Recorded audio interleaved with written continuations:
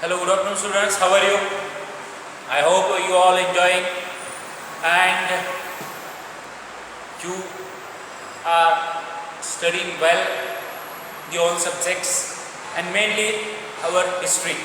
So whatever problems are now you are still facing, you can ask me into the comment section, and also I will try to solve your all issues regarding the lesson.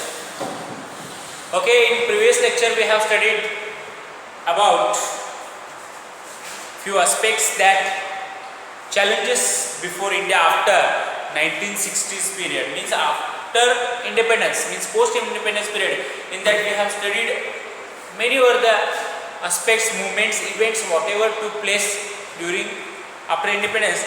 From that few challenges we have studied from the lesson number 3rd, that we have studied India's internal challenges. Subject history,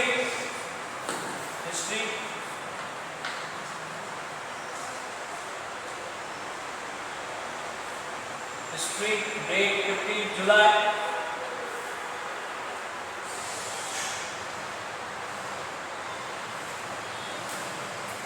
July 2020, and subject name history and unit India's internal challenges.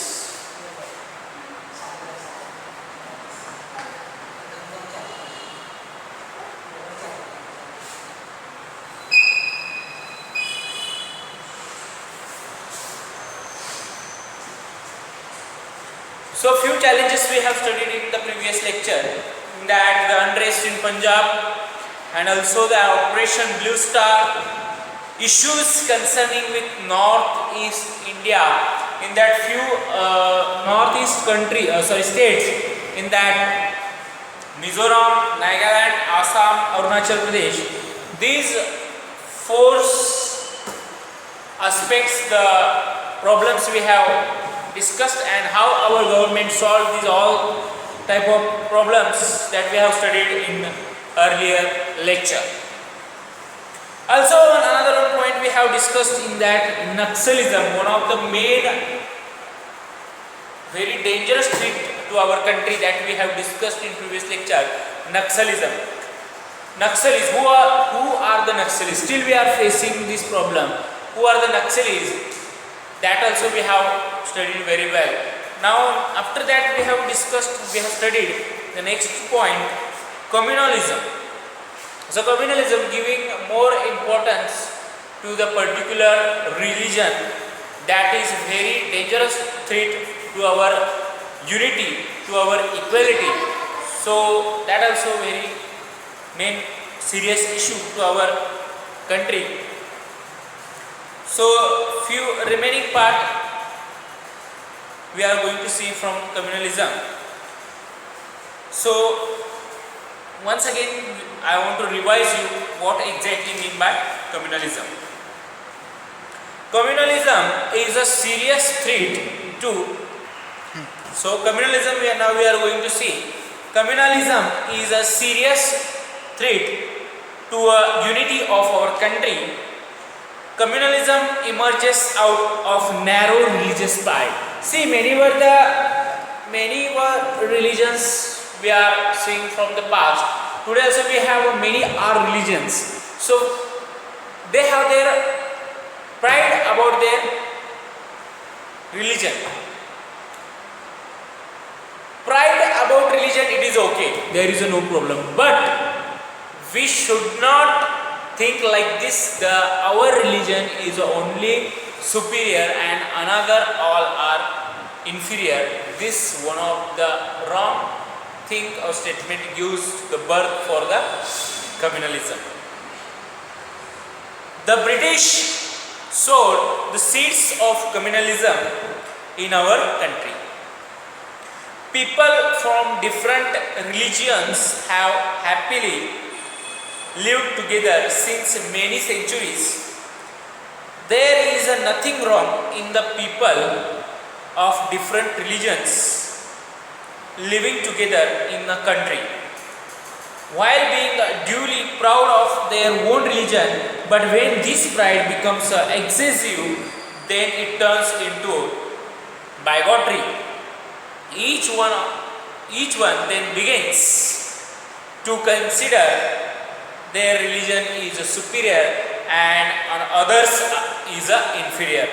This leads to religious fanaticism. Fanaticism. So one of the word is here fanaticism, the opposing to any another religion, that is called fanaticism. Fanaticism is the base of communalism.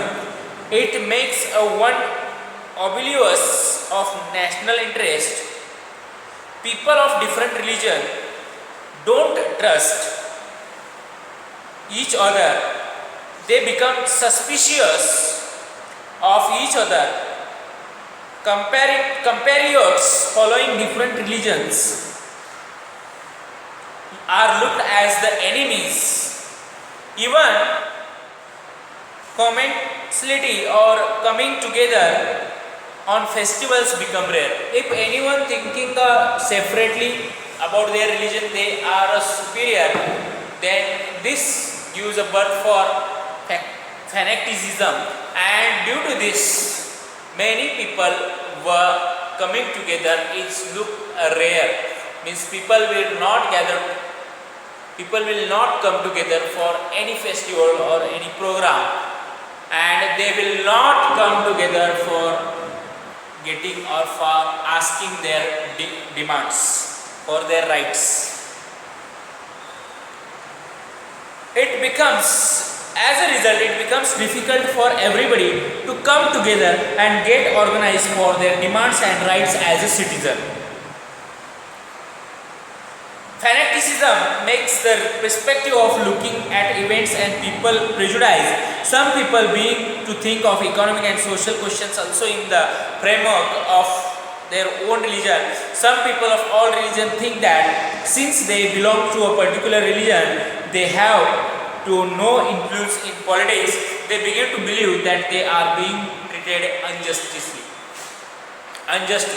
See, if people start to think with a prejudice they are inferior and some of the superior religion, so they start thinking that they are from inferior, they are from backward from the class, backward from the society, and they will think they don't have any right into the politics, and also they will not demand for their basic rights as a citizen.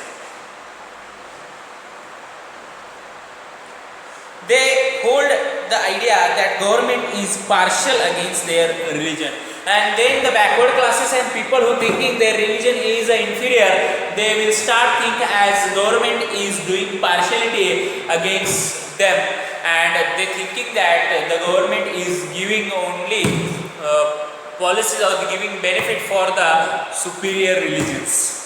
So we should not think that our religion is superior and another one's inferior. They hold the idea that government is partial against their religion. In such a condition, they become too sensitive about their religion and their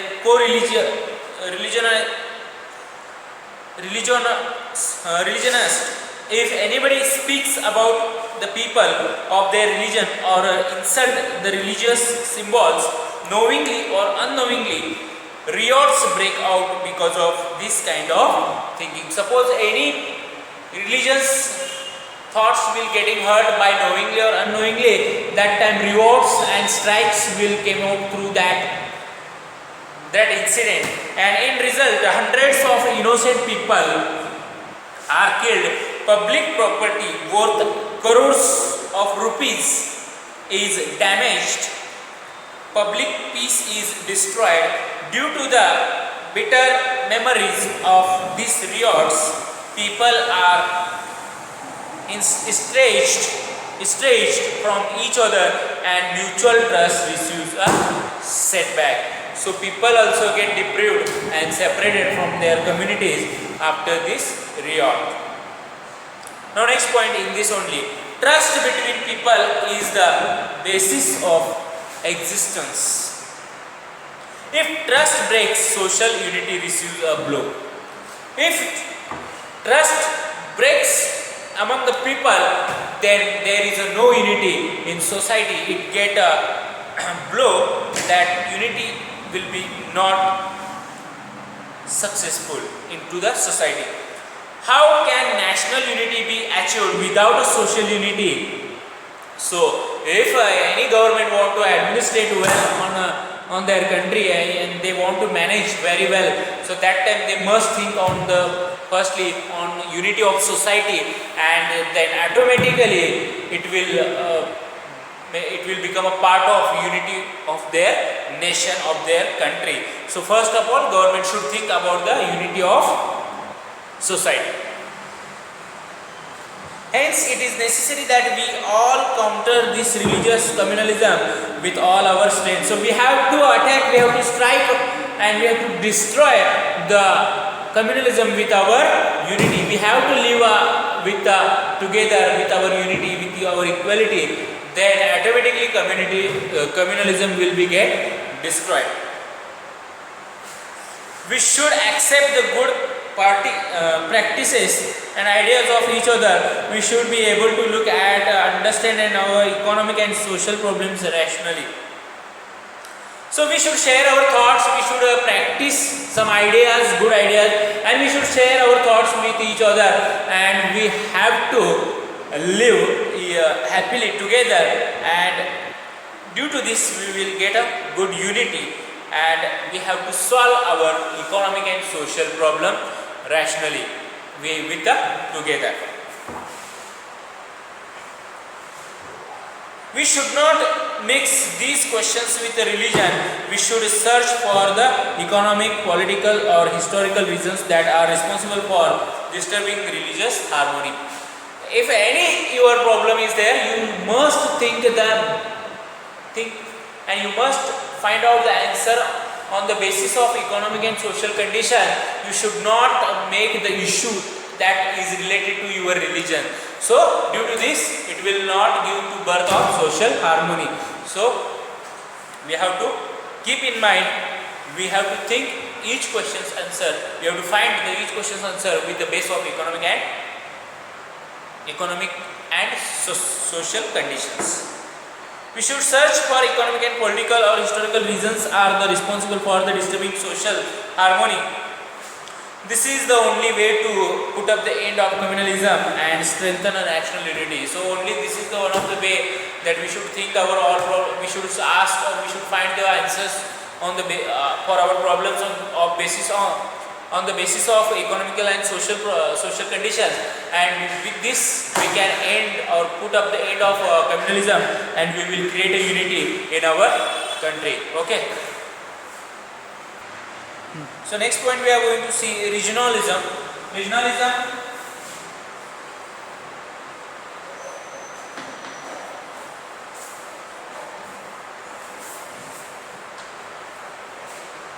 So in this, we have to mainly focus on this word region. It's regarding to region. Regionalism. Regionalism means having excessive pride about one's region.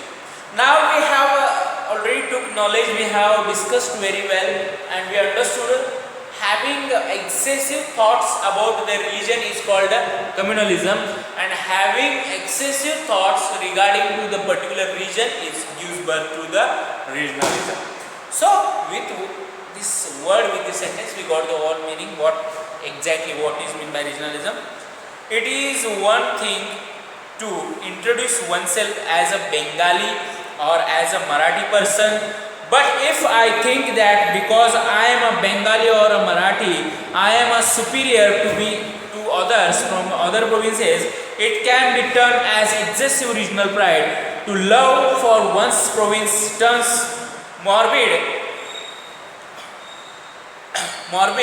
Due to this kind of excessive regional pride, it is natural to feel love for one's province, but it should not become abnormal. It is okay, it is normal to love your particular province you are telling that I am Marathi, Maharashtrian, I am Bengali, I am Gujarati, I am Rajasthani, but it creates one of the pride, and it gives birth for that your state is a superior and another is a inferior. So for that, what is the answer for that? What is the exact remedy that we will see? So what should we think? Regionalism thrives on the regional imbalance in development. In the post-independence period, some states achieved more progress while some states remained backward. For example, states like Maharashtra, Gujarat, Punjab, Tamil Nadu developed economically and industrially. Whereas a state like Odisha, Bihar, Assam remained undeveloped economically and industrially. Economic development and reforms are the foundation of progress. As a result, the states that develop economically can also achieve progress in the other areas like education, health and culture. The states which have not developed in this manner remain backward in the education and civic amenities and the opportunities of the development available to the people for people in backward states. They are harassed by the problems of education, backwardness and unemployment, poverty, etc. They begin to think that they are being cheated, they are being kept away from the benefits of development. Because of this, understanding between states is broken. This in turn has given negative impact of national unity. The economic imbalance that has endangered in this understanding needs to be set right. Our government makes efforts in that direction. So if you are thinking with a very pride that you are belongs to Maharashtra, Gujarat or Punjab, then it will create a difference in your mind about your state is superior and another inferior, and many were the states which were remain backward from the government facilities, and they still not developed in the section of education and culture and also in industrially. So they are thinking that the government is doing partiality or partial with their states. So this problem given a rise to the economical and social imbalance of for the nation. So it should not be happen. So that's why we should think that we are as an Indian, not as a Maharashtrian or a Bengali or a Rajasthani. Regionalism can affect developed as well as undeveloped states. The people of developed states begin to believe that they are superior due to their superior history and culture, and hence they have developed that much. Then they begin to look down upon the people of underdeveloped regions. They are not willing to share their benefits of development with the backward states. So one of the main reasons we can see one of the greatest history got by any particular state. So and also with their culture they have developed well. But then whenever they will develop very well, that time they are not ready to share and try to develop backward classes. This main problem faced by our country.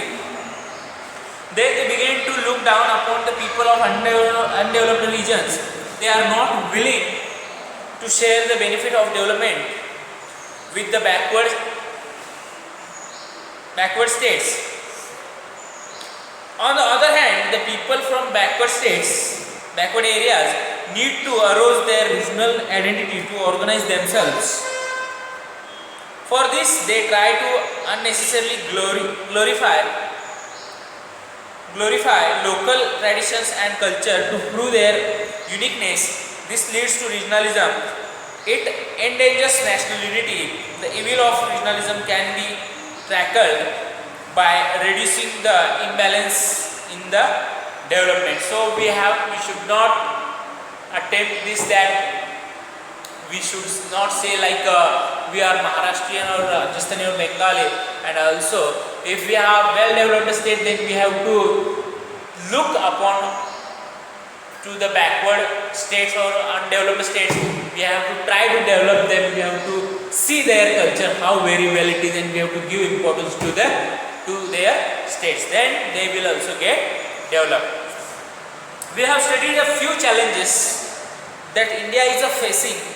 Apart from these, there are several problems like overpopulation, cleanliness, agriculture and problems of the farmers, poverty, housing and food, poverty, housing and food. We are trying to overcome these all, move forward. We are trying to overcome these and move forward. We are progressing steadily.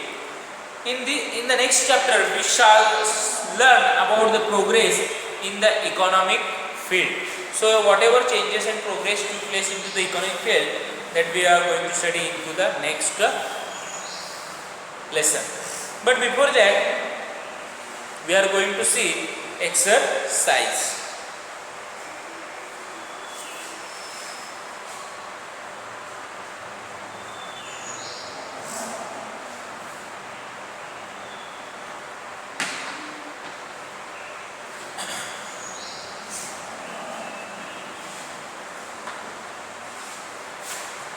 So write briefly. First upon we are going to discuss about write briefly. First question: which demands were put forward through the Anandpur Sahib resolution by Akali Dal? Second question: what can we do to end the communalism? Now just we have discussed. And third question: when does regionalism become strong? Now just we have finished with this also point. Now next third question, it is second one. Explain the following concept in your own words. Communalism and regionalism you have to explain in your own words. First I will give you how to start. The excessive think or thought regarding to particular region, it gives birth to communalism. Religion, excessive think of particular religion is gives birth for communalism, and excessive think for the particular region is gives birth for the regionalism. So next one, new reasons are there. It become necessary to carry out the Operation Blue Star. So we already very well and know about the Operation Blue Star, which is carried by Indian Army. So next, we should fight communalism with all our strength. Why we should fight? That also you have to write. Communalism and how it is very dangerous for our national unity, we have to write afterward. Next is the write the full forms MNF, afterward that NNC and PLGA. These are all short full forms you have to write afterward. Now after this we are going to start our next lesson. That name of the lesson is fourth lesson, economic development. Economic development. Fourth lesson, economic development. So fourth lesson now we are going to see economic development.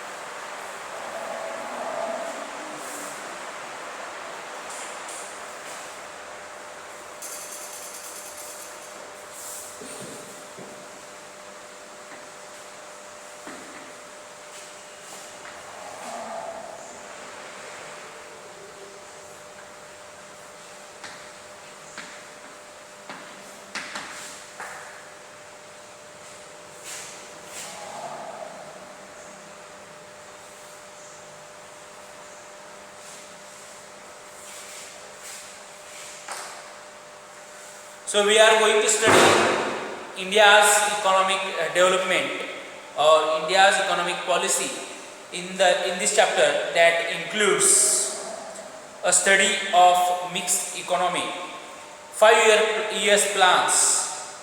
So first of all, mixed economy, then 5 years plans and their successes and failures. So they made 5 year plans, Indian government made 5 year plans and their success and failure. And then after nationalization of banks Banks were made nationalized. They controlled by Indian government. And 20-point program, that also we are going to see what exactly mean by 20-point program.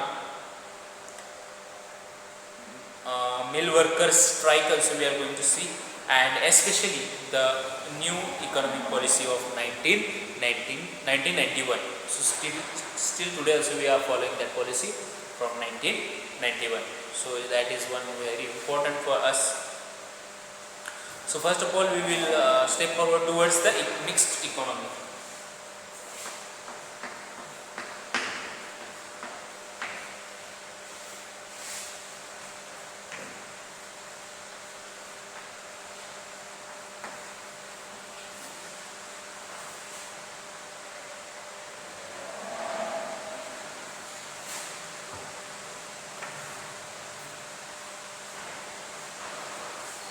Okay, brainstorming about the kind of economy we would adopt after independence. We would adopt after independence started much before India got independence. Once again I will read. Brainstorming about the kind of economy we would adopt after independence started much before India got independence. So whatever economy we have adopted that after independence, that already started before the independence. Our Prime Minister Pandit Jawaharlal Nehru adopted the middle path rather than taking recourse to any extremes. Some countries had adopted capitalism while some had adopted socialism. Each type of economy had its own advantage. Here are the two types of economy, one capitalism and socialism. First one capitalism.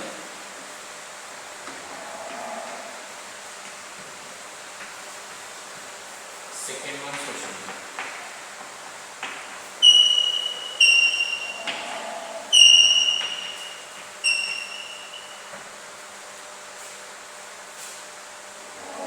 So these are the two economies.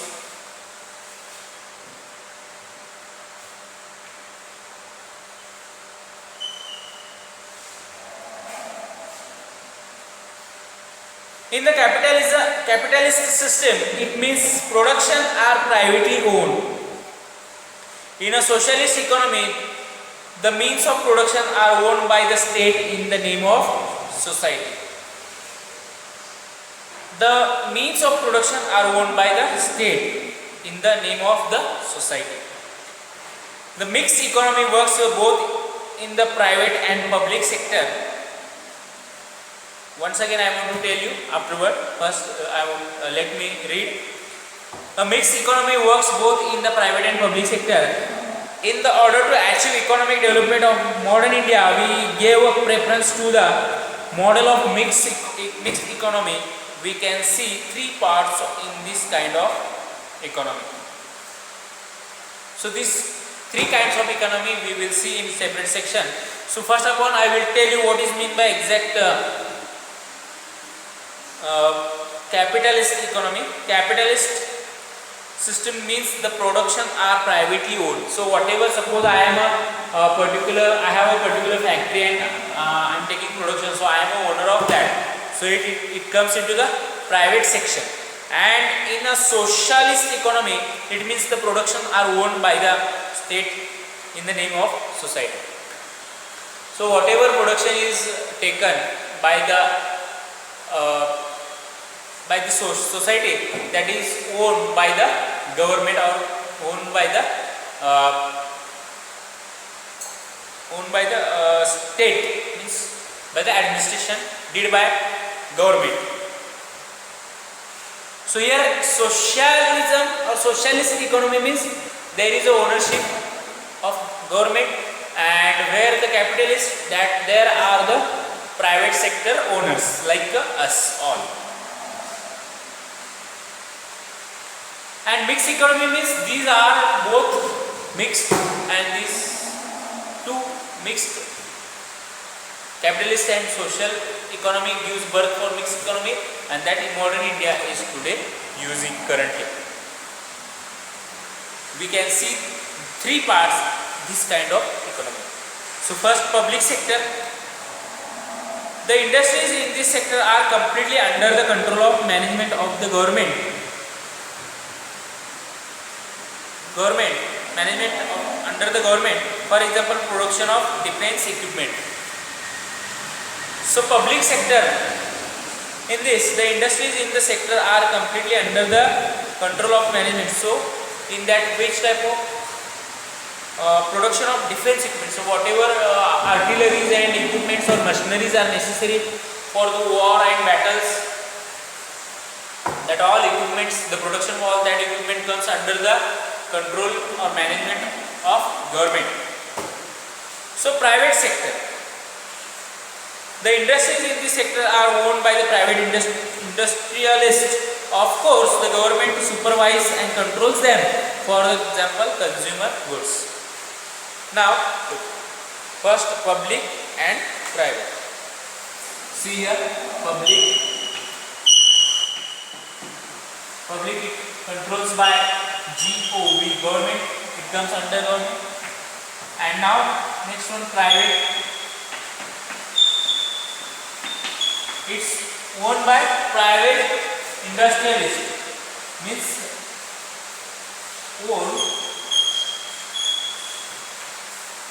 owned by private industrialists.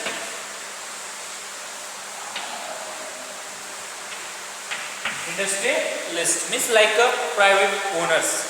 Now next one, third point, joint sector. Whatever production taken by the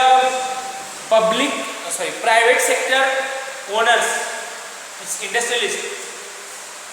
On them, government is supervising and controlling the activities. Now third point, joint sector.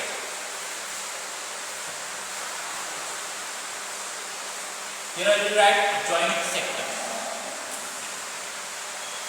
Joint sector.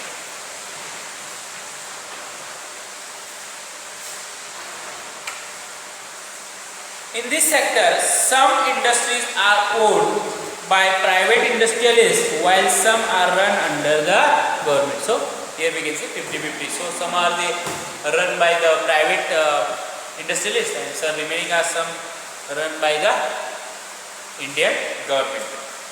So here we understood what is mixed economy and public sector, private sector and joint sector. So in that joint sector, public sector and private sector got mixed. Now next one we are going to see. For mixed economy to run smoothly, there is a need for coordination between the private sector and the public sector. Suppose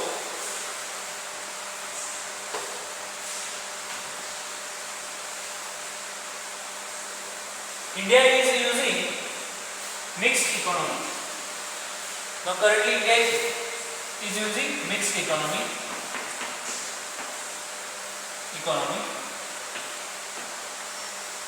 Now in that mix, what exactly it is there? Public and private.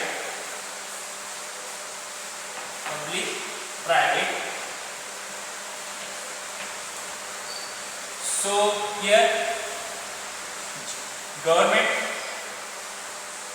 and here also here private owners.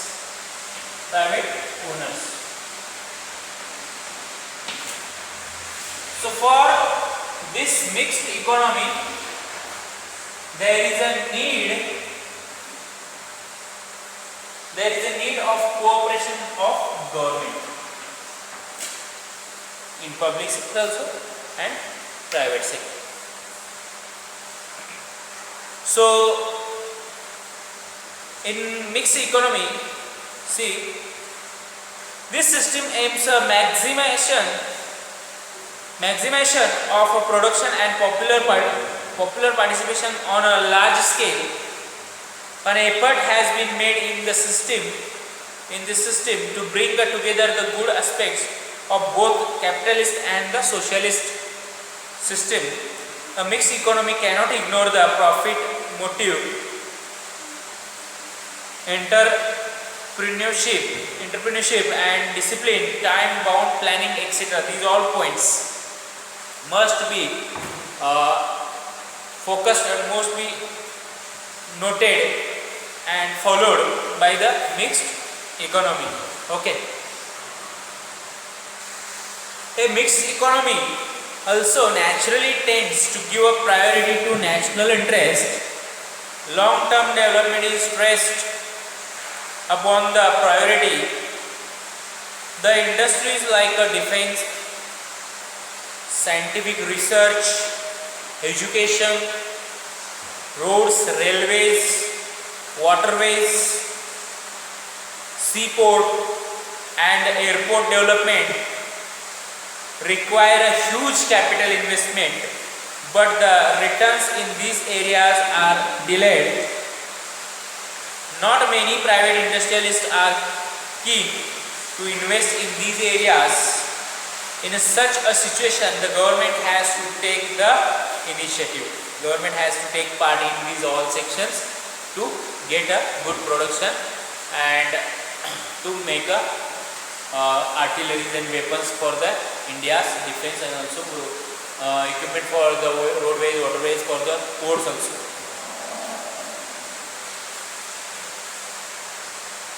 Thus, India adopted the mixed economy model and 5-year plans and started off on its path of development. So, whatever economical plan or policy India making, that is for the period of 5 years.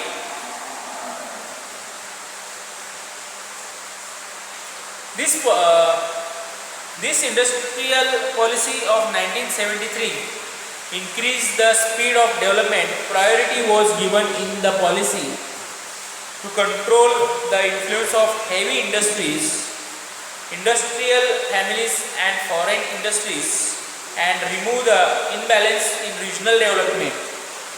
The government focused on the development of small scale industries and cottage industries. Government also started paying more attention to the cooperative sector. So the main motto behind the developing industrial areas, that government started give many policies or the give attention towards the cottage industry and small scale industries. Now next point that we are going to see, that one is 5-year plans.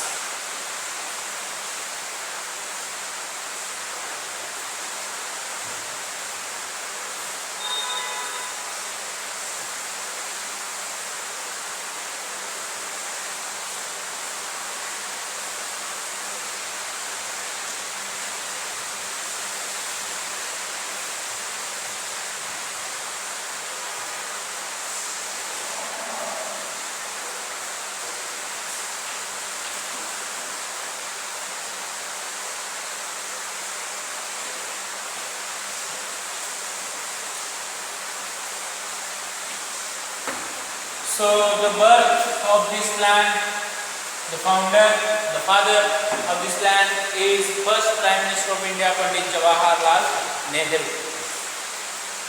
So what is exactly 5-year plan that we are going to see now?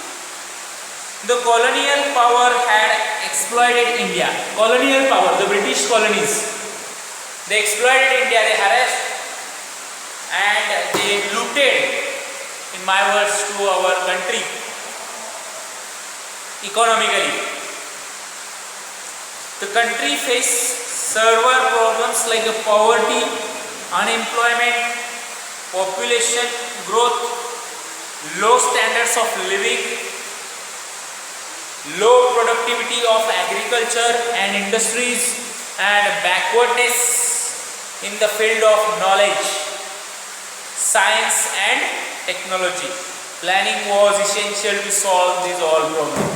We must need a planning to solve this kind of problem after independence.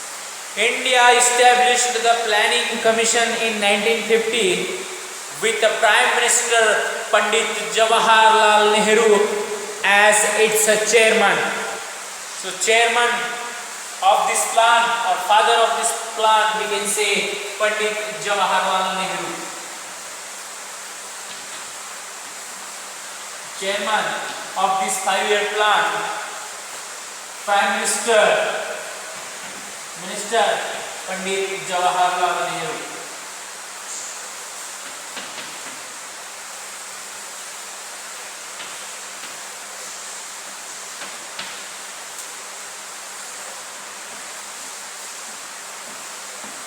So, first plan made on the date 1950. You have to keep in your mind on the year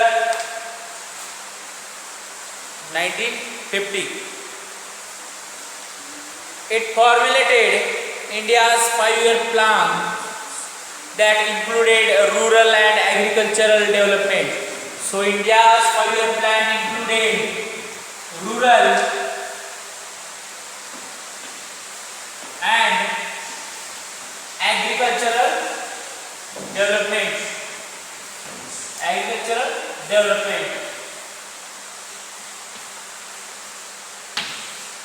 So what 2 points are added into the 5-year plans? Very essential points, because India is considered as country of agriculture. It formulated India's 5-year plans that included rural and agricultural development, balanced industrialization, provisions for the minimum standard of living and economic development, and also consistent with the democratic ideas.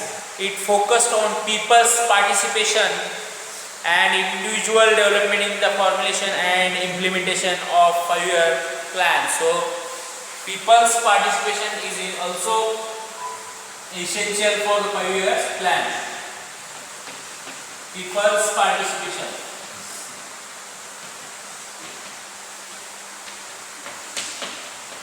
For implementing the 5-year plan. Now, goals of the plan. Each goal, now I am writing on board, you have to keep focus and keep in your mind very well, set in your mind for long period. So, fundamental principle of planning. So, they are planning for 5 years for the economic development.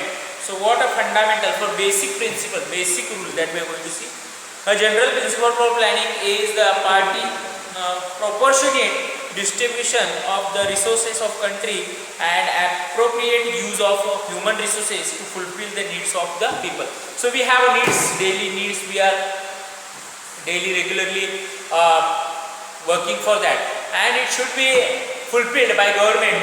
For that, government is going to use human resources in a proper manner. So this is the main principle behind it.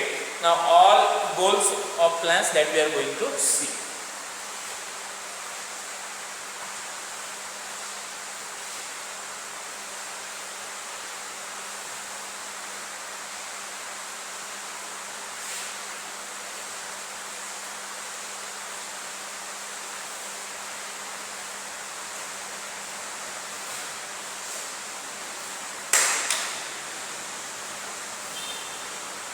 So, goals of plans that we are going to see now.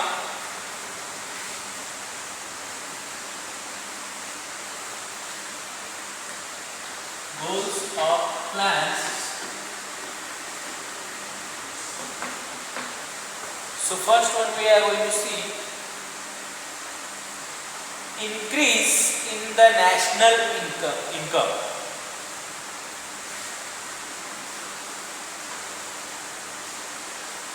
Increase in the national income. The first goal for 5-year plan is increase in the national income. Next, bring about rapid industrialization by focusing on the basic industries. So bring about rapid, second one,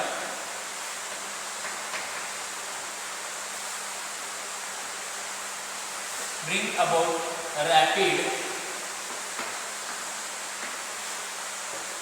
industrialization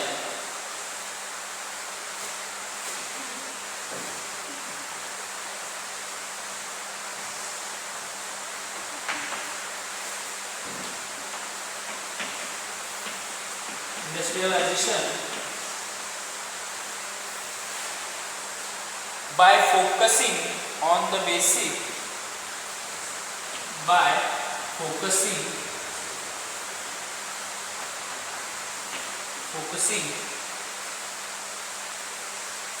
on the basic industries.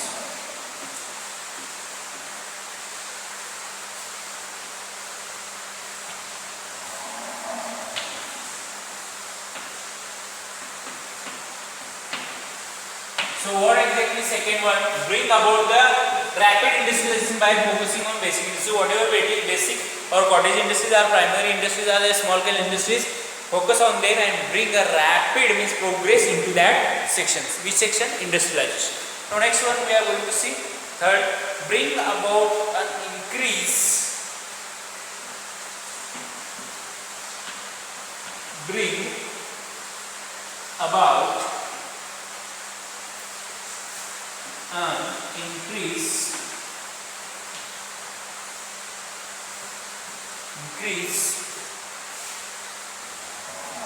in agricultural production.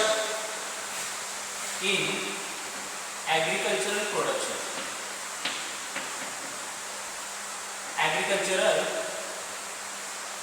production.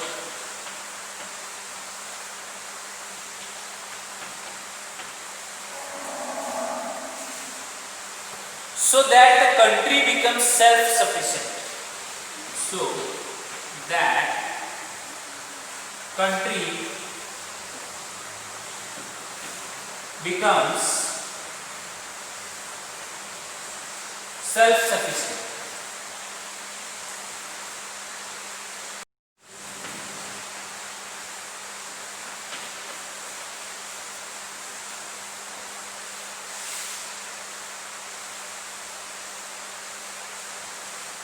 Self-sufficient in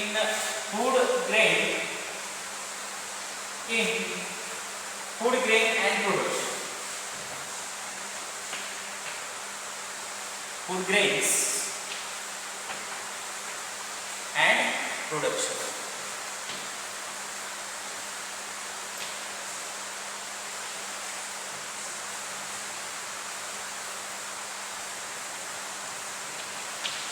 So what exactly is the third point? Bring about the increase in agricultural production. Increase the agricultural production. So invest in that, give new machineries and try to take more production, and also so that the country becomes more sufficient, self-sufficient.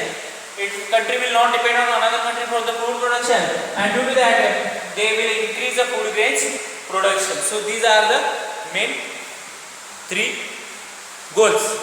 Now fourth one we are going to see. Use the human resource in the country. Use the human resource in the country. Use the human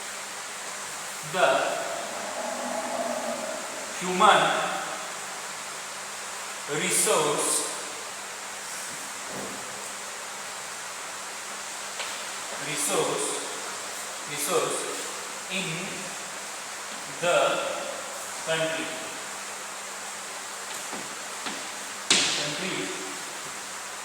Common is here. Country.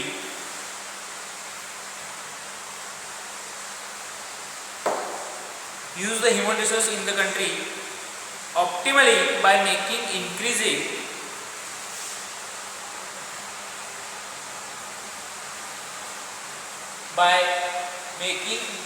employment opportunities available. By optimally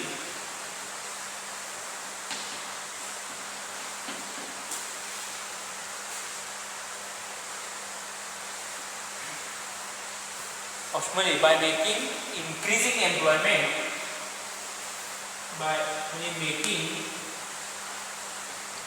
increasing employment,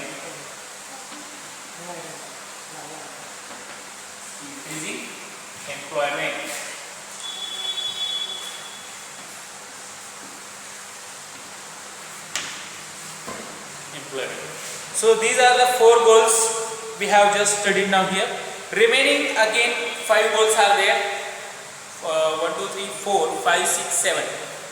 This remaining 7 goals are there that we will see into the next lecture of our lesson.